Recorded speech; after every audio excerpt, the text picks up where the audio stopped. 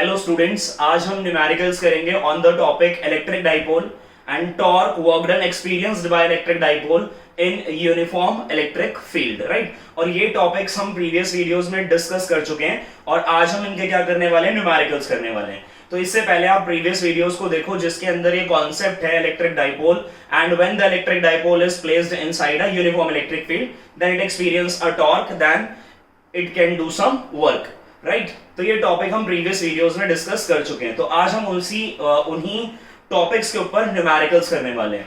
तो numerical number 1 है charges of +8 picocoulomb -8 picocoulomb placed at this point and this point respectively find the magnitude and direction of the dipole moment.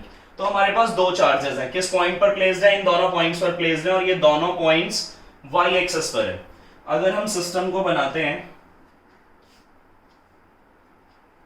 तो ये हमारा x हो गया, x dash हो गया, y हो गया, y डैश हो गया, z हो गया, वहां कहीं z डैश होगा।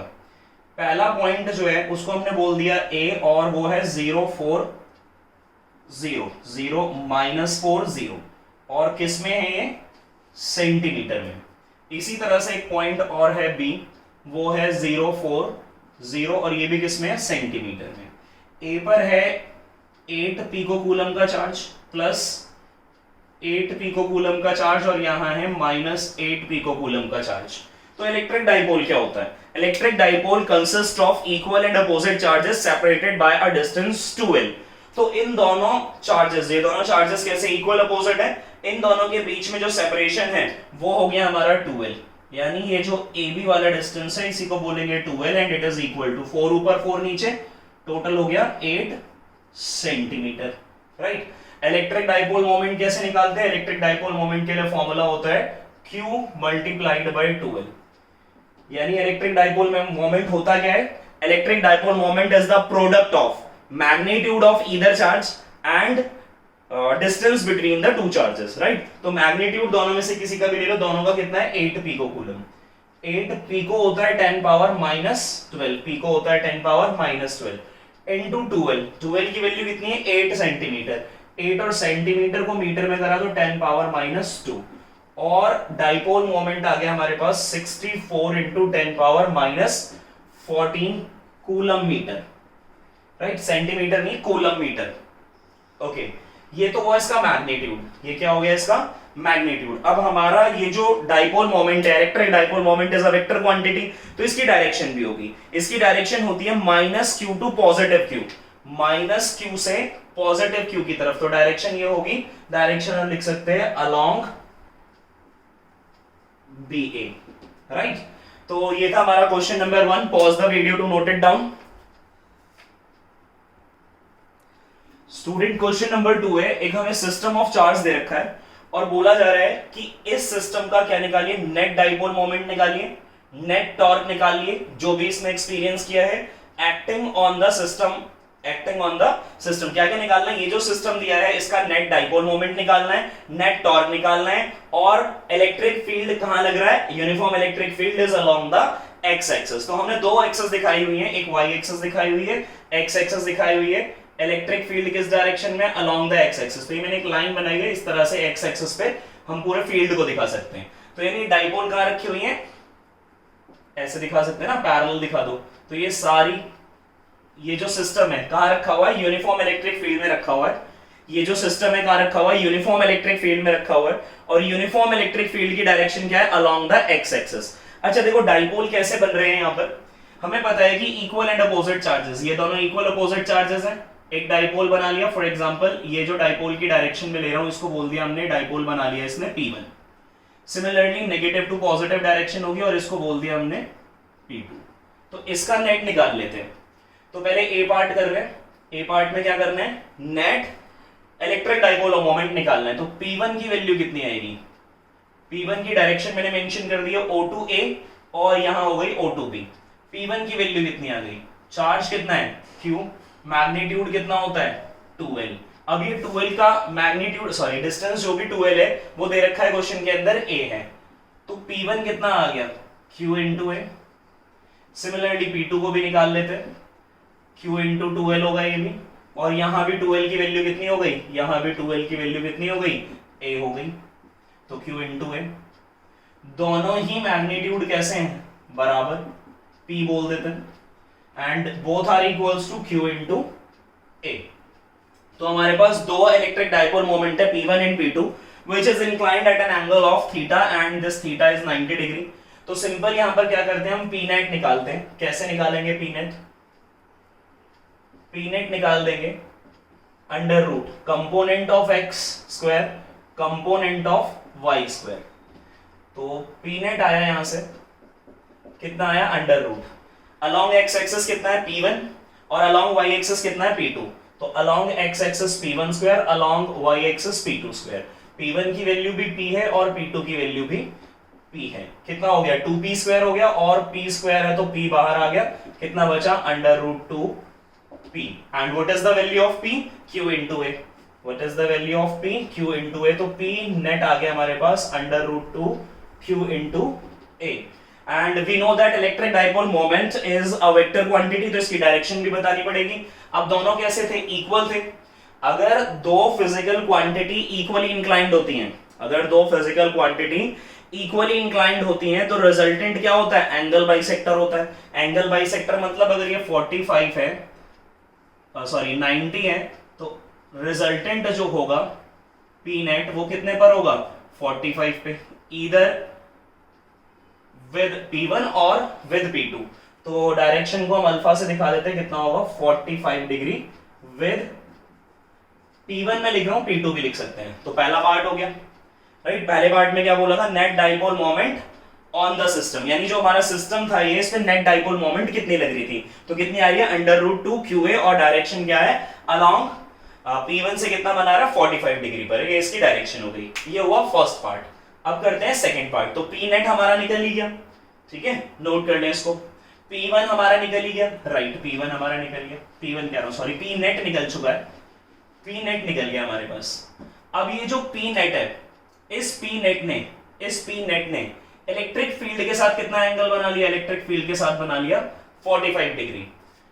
तो कितनी टॉर्क ये एक्सपीरियंस कर रहा होगा, टॉर्क निकाल देते हैं सीधा। टॉर्क क्या होता है, P E साइन थीटा। तो टॉर्क कितनी लगी, P नेट की वैल्यू हम निकाल चुके, कितनी आई है, अंडर रूट 2, या P नेट ही रहने दो अभी, ठीक है, साइन थीटा। थीटा की वैल्यू कितनी, 30 डिग्री, 45 डिग्री, 45 डिग्री में पुट कर देता हूं, 45 degree.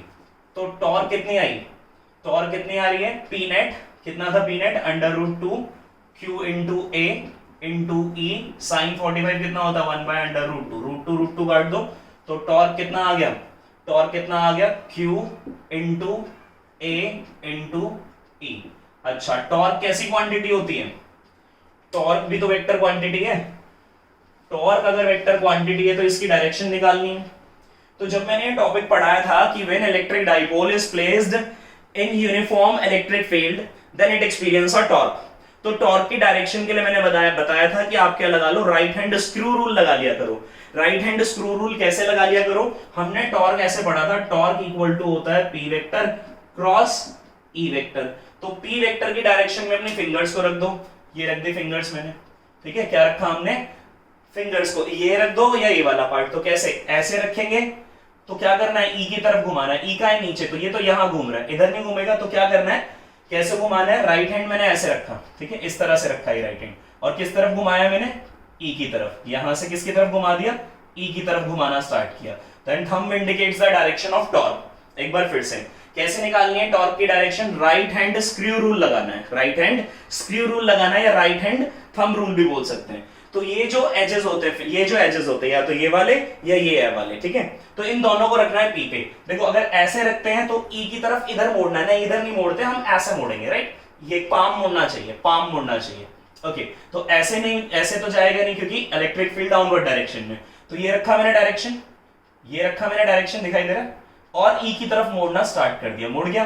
Then thumb indicates the direction of torque. कहां पर है, कहां पर है, इनवर्ड जा रहा है या इनटू द बोर्ड जा रहा है। तो डायरेक्शन क्या हो गई, perpendicularly, perpendicularly into the board, आप लिखोगे perpendicularly into the plane of the paper, right. बात समझ में आ रही है। तो ये क्वेश्चन क्या था, इसमें क्या करना था, पहले हमें निकाला सिस्टम का इलेक्ट्रिक डाइपोल मोमेंट, फिर हमने निकाला सिस्टम का torque when the electric field, uniform electric field is acting along the x axis. ठीक है, pause the video to note it down. हाँ, तो क्वेश्चन नंबर 3 है कि हमारे पास दो आइडेंटिकल डाइपोल्स हैं AB and CD। AB and CD are the two identical dipoles. Identical dipoles का मतलब है कि चार्जेस के मैग्नीट्यूड सेम होंगे and the separation between the charges is also equal. तो कह रहा है कि दो आइडेंटिकल डाइपोल्स हैं, उनको एक यूनिफॉर्म इलेक्ट्रिक फील्ड के अंदर रख दिया और जो यूनिफॉर्म इलेक्ट्रिक फील्ड की डायरेक्शन है वो है अलोंग द एक्स एक्सिस। दो आइडेंटिकल डाइपोल्स हैं AB एंड CD। इन दोनों आइडेंटिकल डाइपोल्स को एक यूनिफॉर्म इलेक्ट्रिक फील्ड में रखा जाता है और उस यूनिफॉर्म इलेक्ट्रिक फील्ड की डायरेक्शन क्या है, अलोंग द एक्स एक्सिस। तो हमें फाइंड करना है नेट इलेक्ट्रिक डाइपोल मोमेंट, यानी P वेक्टर का मतलब है नेट इलेक्ट्रिक डाइपोल मोमेंट निकालना है, और हमें निकालना है torque acting on this system. दो चीजें निकालनी है फिर से। तो पहले ए पार्ट करते हैं। दोनों आइडेंटिकल डाइपोल है, तो इसका डिस्टेंस अगर 2l ले रहे हो CD वाले का, तो AB वाले का भी कितना ले लिया, 2l ले लिया। ठीक है, तो आइडेंटिकल है तो इसका मतलब ये हो गया कि P1 जो है वो भी होगा Q इंटू 2l और P2 जो है वो भी होगा Q इंटू 2l, राइट। दोनों के ही मैग्नीट्यूड सेम है, P1 equal to P2 equals to P, both are equals to Q into 2l।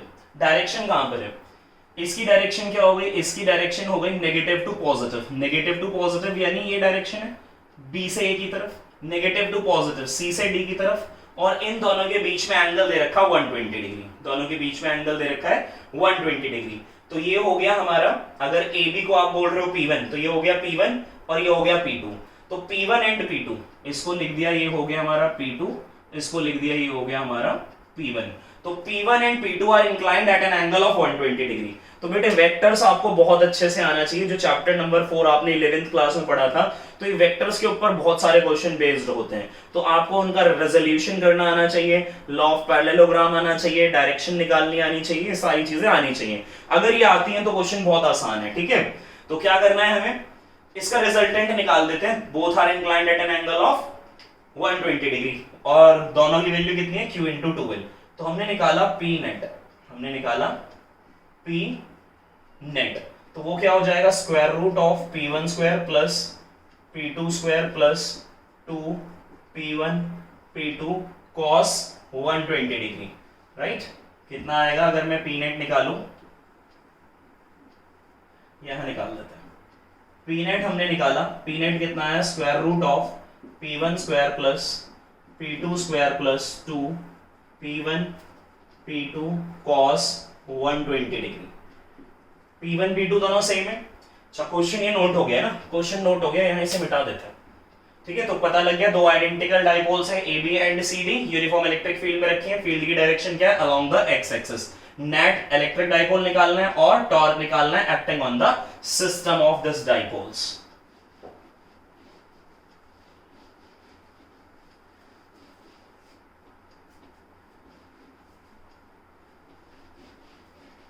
Okay, तो फिर से लगा देते हैं। ए पार्ट हम कर रहे हैं, P नेट निकाला हमने, वो डेटा आई गया था हमारे पास, तो कितना निकाला हमने, P नेट निकाल लिया।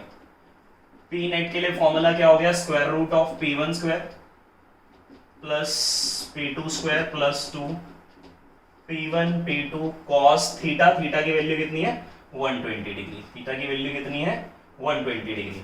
तो P नेट आ गया हमारे पास, P नेट कितना आ गया, P1 square P square plus 2P into P cos 120। cos 120 कैसे निकालोगे, इसका सप्लीमेंट्री ढूंढ लो। तो 120 का सप्लीमेंट्री क्या हुआ, 60। cos 60 कितना होता है, cos 60 कितना होता है, 1/2। और 120 मतलब ये 90 और 180 के बीच में, 90 180 के बीच में मतलब सेकंड क्वाड्रेंट में। सेकंड क्वाड्रेंट में कौन नेगेटिव, कॉस नेगेटिव होता है, साइन पॉजिटिव होता है, राइट। वही आफ्टर स्कूल टू कॉलेज या आफ्टर या एड शुगर टू कॉफी, जैसे भी आपने याद किया हो। ठीक है, तो सेकंड क्वाड्रेंट में कॉस कैसा होता है, नेगेटिव, तो इसको कर दिया मैंने नेगेटिव। और इसका सप्लीमेंट्री 60, cos 60 की वैल्यू कितनी होती है, 1/2। नेगेटिव क्यों आ रहा है, because of the second quadrant, cancel कर लिया। P नेट निकाल दिया, P नेट कितना आ रहा है, P नेट आया हमारे पास 2P square minus P square. तो पी स्क्वायर आएगा और पी नेट कितना आ गया, पी नेट आ गया यहां से हमारे पास पी। और ये बात भी मैं तुम्हें बता चुका हूं कि अगर हमारे पास दो फिजिकल क्वांटिटीज हैं जिनके मैग्नीट्यूड्स इक्वल हैं, जिनके मैग्नीट्यूड्स इक्वल हैं, अगर वो इंक्लाइंड होती हैं at an angle of 120 degree, then जो रिजल्टेंट का मैग्नीट्यूड होता है is equal to the magnitude of the physical quantity. देख ही रहे हैं, इक्वल टू पी आ गया। और पी की वैल्यू कितनी थी, पी की वैल्यू थी क्यू इंटू 2l। तो हमने पी नेट निकाल दिया, हमने पी नेट निकाल दिया, कितना निकाल दिया, q इंटू 2l आ गया पी नेट। डायरेक्शन का मतलब है कि ये कितना एंगल बना रहे हैं x एक्सिस से, तो यहां से 60 ले लेते हैं। अच्छा तो देखो ये कितना हो गया, 90 हो गया, x और y के बीच में 90 हो गया, 90 हो गया तो 60 लेना है तो यहां से 30 पे बना देते हैं। ये हमारा क्या आ गया, पी नेट आ गया। अब इस पी नेट ने क्या किया, इस पी नेट ने एक एंगल बना लिया, कितना बना लिया ये 30 डिग्री, क्योंकि पी नेट क्या करेगा, अब पी नेट को क्या लिख रहे हैं, अल्फा 120 था, 60 डिग्री लिख दिया, तो उसको सॉल्व करने की जरूरत नहीं है। सॉल्व कैसे किया जा सकता है, tan अल्फा लगा के सॉल्व कर सकते हैं, वही लॉ ऑफ पैरेललोग्राम वाले तरीके से। मगर हमें पता है कि दो फिजिकल क्वांटिटी सेम मैग्नीट्यूड की हैं, तो जो रिजल्टेंट आता है वो एंगल बाइसेक्टर होता है, यानी इक्वल एंगल में डिवाइड कर लेगा। तो ये एंगल कितना हो गया, ये भी 60 हो गया और ये भी 60 हो गया। अब ध्यान से सुनो, अगर ये 60 हो गया तो ये वाला कितना हो गया 30 डिग्री। तो पी नेट ने क्या किया, इलेक्ट्रिक फील्ड के साथ 30 डिग्री बना लिया। पी नेट ने क्या किया, इलेक्ट्रिक फील्ड के साथ 30 डिग्री बना लिया। ठीक है, तो बी पार्ट में क्या करना था कि कितना टॉर्क एक्सपीरियंस कर रहा है ये सिस्टम ऑफ डाइपोल। तो टॉर्क इक्वल टू क्या होता है, टॉर्क इक्वल टू होता है पीई साइन एंगल। तो ये नोट हो गया होगा, है ना, इसे मिटा देते हैं।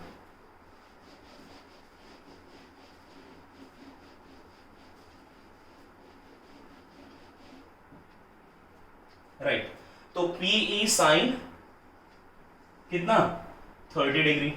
तो टॉर्क आया हमारे पास, पी हम निकाल ही चुके थे, इधर कर लेते हैं, पी हम निकाल ही चुके थे। तो टॉर्क आया हमारे पास Q into 2l, electric field is E and sine 30 degree. Sine 30 degree कितना होता है, साइन 30 डिग्री होता है 1/2।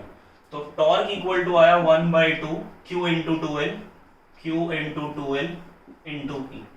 राइट, 2 काटना मत, Q मत काटना, क्योंकि Q इंटू 2l किसको डिनोट कर रहा है, नेट इलेक्ट्रिक डाइपोल को डिनोट कर रहा है। अच्छा, टॉर्क कैसी क्वांटिटी है, टॉर्क भी एक वेक्टर क्वांटिटी है। टॉर्क भी अगर एक वेक्टर क्वांटिटी है तो इसकी डायरेक्शन कैसे निकालेंगे, तो इसकी डायरेक्शन के लिए मैंने बताया क्या लगाएंगे, राइट हैंड स्क्रू रूल या पाम रूल। कैसे लगाएंगे कि पाम को या तो ये हथेली या फिर इसको लगाना है। कैसे लगाना है, जैसे पी नेट पे रख दिया मैंने, पी नेट पे रखे हो, कहां रखना, कहां घुमाना है इसको, पी नेट पे रख के इसको घुमाना है इलेक्ट्रिक फील्ड की तरफ। तो यहां से घुमाना शुरू किया इलेक्ट्रिक फील्ड की तरफ, थंब कहां जा रहा है, इनटू द बोर्ड चला गया। तो डायरेक्शन क्या हो गई इसकी, मैग्नीट्यूड तो ये हो गया, और डायरेक्शन क्या हो गई, perpendicularly into the plane of board, या सिर्फ बोर्ड लिख देते हैं, into the plane of board. तो ये क्वेश्चन था, इसमें भी हमने क्या निकाला, नेट डाइपोल मोमेंट निकाला और torque acting on the system of dipole ये फाइंड आउट किया। Pause the video to note it down.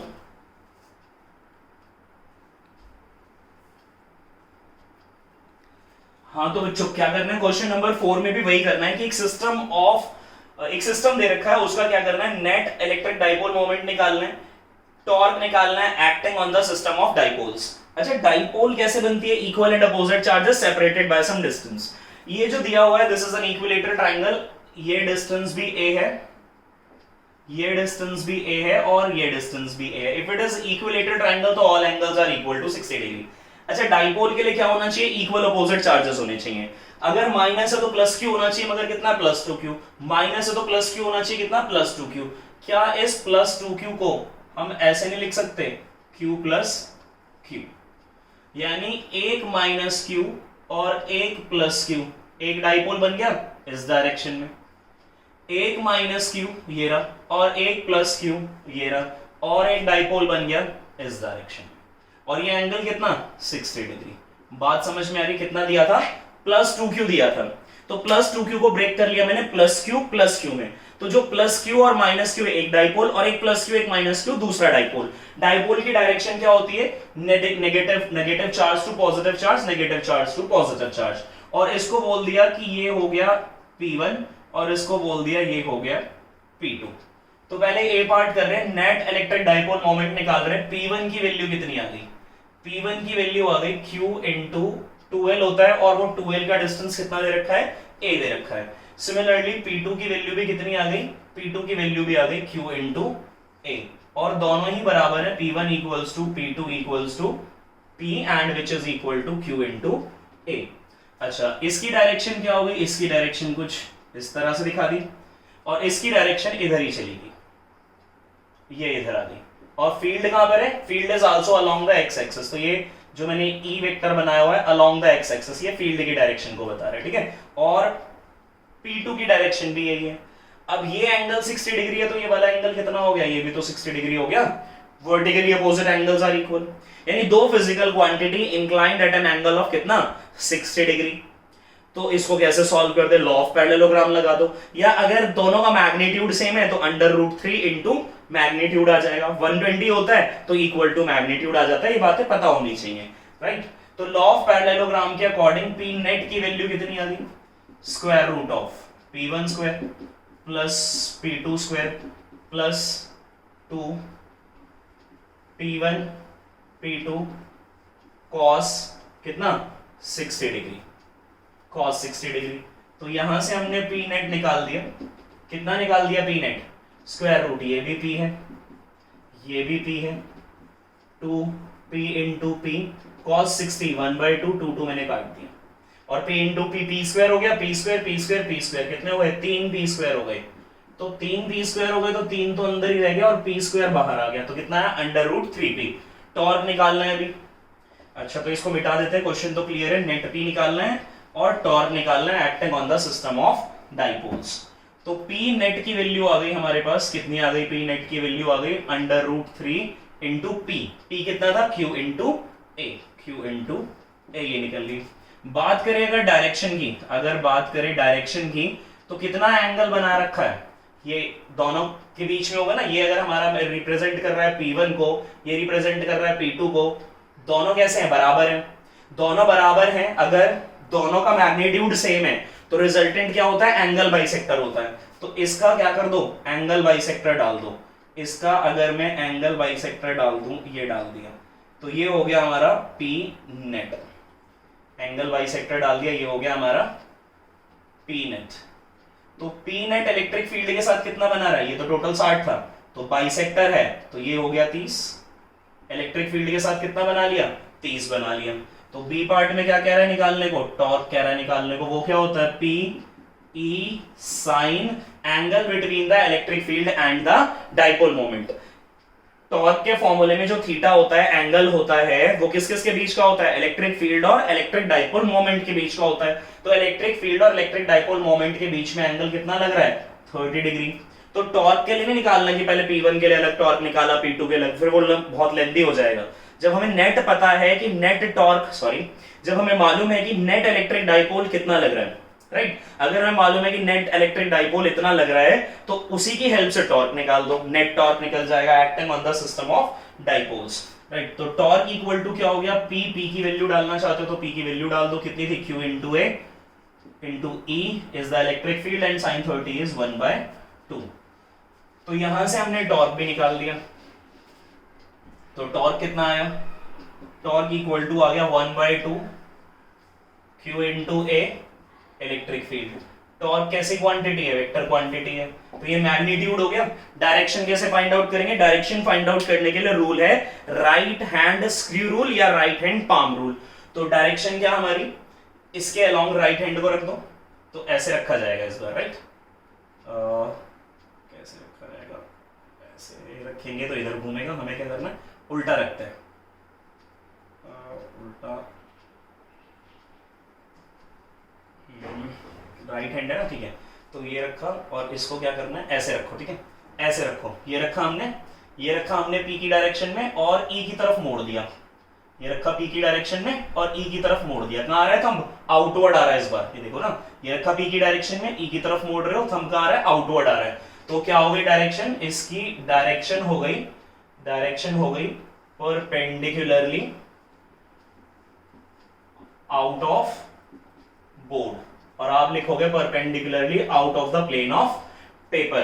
Right. तो इसमें भी हमें क्या करना था, इसमें भी हमें नेट इलेक्ट्रिक डाइपोल निकालना था, net torque acting on the system of dipole निकालना था, right. Pause the video to note it down. हाँ, तो स्टूडेंट्स क्वेश्चन नंबर 5 कहता है an electric dipole of length 4 centimetre. एक इलेक्ट्रिक डाइपोल की लेंथ कितनी दे रखी है, 4 centimetre. When placed with its axes, और जब इलेक्ट्रिक डाइपोल कैसे प्लेस होता है, इस तरह से प्लेस होता है कि वो एंगल बना लेता है 60 degree with the uniform electric field.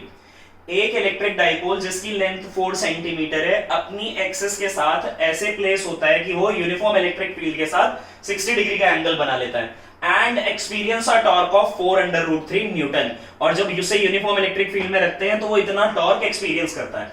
Calculate the potential energy of dipole if it has a charge of +-8 नैनोकूलम। तो जो डाइपोल रखा गया है तो इक्वल अपोजिट चार्जेस होने चाहिए, तो वो क्या है, +-8 nanocoulomb, separated by a distance of 4 centimetre, right. This is the length of the dipole. अब जब इसको यूनिफॉर्म इलेक्ट्रिक फील्ड में रखा और ये डाइपोल क्या कर रहा है, कितना एंगल बना रहा है, 60 डिग्री का एंगल बना रहा है, किसके साथ, यूनिफॉर्म इलेक्ट्रिक फील्ड के साथ 60 डिग्री का एंगल बना रहा है, राइट। ओके, तो जो जो डेटा गिवन है पहले वो लिख लेते हैं। तो क्वेश्चन नंबर हम कर रहे हैं 5। डेटा ये है कि Q की वैल्यू मैग्नीट्यूड कितना दे रखा है, 8 नैनोकूलम। नैनो मतलब 10⁻⁹, 10⁻⁹ कूलम। ये हो गया हमारा चार्ज, और जो डिस्टेंस है that is 12 which is equal to 4 centimetre. Metre में कर लेते हैं 10⁻⁻2 मीटर। तो यहां से पहले P निकाल लेते हैं, इलेक्ट्रिक डाइपोल मोमेंट, वो हो गया Q into 12 and it is equal to P equal to निकाल दिया हमने 8 इंटू 10⁻⁹ इंटू 4 इंटू 10⁻⁻2, और इलेक्ट्रिक डाइपोल मोमेंट आ गया 8 4 32 into 10⁻11 coulomb metre, 11 coulomb metre, right. P आ गया हमारे पास। और क्वेश्चन में कह रहा है कि वो टॉर्क कितनी एक्सपीरियंस कर रहा है, टॉर्क एक्सपीरियंस कर लेता है 4√3 न्यूटन मीटर। और एंगल कितना बना रहा है यूनिफॉर्म इलेक्ट्रिक फील्ड के साथ, यूनिफॉर्म इलेक्ट्रिक फील्ड के साथ P बनाएगा एंगल, कितना बना रहा है, थीटा इक्वल टू 60 डिग्री। तो क्वेश्चन समझ में आ गया, क्या निकालना है, potential energy of the dipole निकालनी। क्वेश्चन नोट हो गया, इसे मैं रब कर रहा हूं, ठीक है। थीटा कितना दे रखा है, थीटा इज 60 डिग्री। तो हमें मालूम है कि हम जो वर्क डन निकालते थे वही हमारी क्या होती थी, पोटेंशियल एनर्जी होती थी डाइपोल की। थीटा की वैल्यू कितनी दे रखी है, 60 डिग्री। और आपने जो पोटेंशियल एनर्जी निकाली है कैपिटल यू से हम उसको डिनोट करते हैं, ये हमें फाइंड आउट करना है। ये वैल्यू होती थी हमारे पास -PE minus P into E, right, cos θ2 minus cos θ1। अच्छा, यहां पर E आ रहा है तो E निकालना पड़ेगा। तो पहले E निकालने के लिए क्या करते हैं, टॉर्क हमने निकाली ली थी, एंगल कितना है 60 डिग्री, तो टॉर्क का फॉर्मूला होता है P into E sine theta. Theta कितना है 60 degree, where theta is the angle between the electric dipole and the uniform electric field, right. तो टॉर्क की वैल्यू हमने निकाल दी, टॉर्क कितना आ गया, P की वैल्यू निकाल चुके हैं, कितना है 32 इंटू 10⁻⁻11। इलेक्ट्रिक फील्ड की वैल्यू हम निकालना चाहते हैं और 60 की वैल्यू होती है √3/2 and torque is given in question 4√3। ये √3 कैंसिल हो गया, 2 से मैंने इसको काट लिया, कितना आ गया 16 आ गया। तो 4 1 जा 4 और 4 4 जा 16। तो इलेक्ट्रिक फील्ड की वैल्यू कितनी आ गई, यहाँ पे 1 है, डिवाइडेड बाय 4 इंटू 10⁻⁻11 न्यूटन पर कूलम, राइट। ओके, क्या निकालना है, हमें पोटेंशियल एनर्जी निकालनी है, ठीक है। मैं यहां से रब कर रहा हूं, वहां से स्टार्ट है क्वेश्चन, यहां से इसको मैं रब कर रहा हूं। ओके, तो इलेक्ट्रिक फील्ड हमारे पास ये आ गई। तो electric field equal to 1/4 into 10⁻11 newton पर कूलम। अब निकालते हैं पोटेंशियल एनर्जी, वो होती है -PE cos θ2 minus cos θ1। Problem ये है, यहाँ पे 2 एंगल है और हमारे पास कितने एंगल्स गिवन है, हमें एक एंगल गिवन है। तो सुनो, जब भी एक एंगल गिवन होगा तो हम ऐसा मान के चलते हैं कि जो टॉर्क है वो मैक्सिमम लगी होगी, और टॉर्क मैक्सिमम कब एक्सपीरियंस करता है dipole? When it is placed at an angle of 90 degree. या फिर सीधा सीधा ऐसे कर लो कि θ1 90 डाल दिया करो, या फिर मैं और इजी कर देता हूं कि जब भी एक एंगल गिवन होगा, जब भी क्वेश्चन में एक एंगल गिवन होगा, आप लगा लेना माइनस पीई कॉस थीटा। क्यों लगा रहे हैं? कि जैसे टॉर्क लगी इलेक्ट्रिक डाइपोल को, जब हम यूनिफॉर्म इलेक्ट्रिक फील्ड में रखेंगे तो उस पर टॉर्क लगेगी। मान के चलते हैं कि पहले मैक्सिमम टॉर्क लगी, जब मैक्सिमम टॉर्क लगेगी तभी वो उसको घुमाएगा। Torque is responsible for rotation. तो टॉर्क लगी, कितनी लगी? मैक्सिमम। मैक्सिमम कब लगी? जब थीटा कितना था? 90 डिग्री। टॉर्क इक्वल टू क्या होता है? P E sine theta. जब थीटा 90 होगा तो टॉर्क मैक्सिमम होगी, राइट? तो मैक्सिमम टॉर्क लगी 90 पे। अब जैसी मैक्सिमम टॉर्क लगी तो कितना हो गिरा? मूव करने लगा, मूव करने लगा। अब वो θ2 बना रहा है कितना? 60 डिग्री। ऐसे समझ लो, या सीधा सीधा याद रख लो कि अगर एक एंगल गिवन होगा तो हम क्या लगाएंगे formula? Minus PE cos theta, right?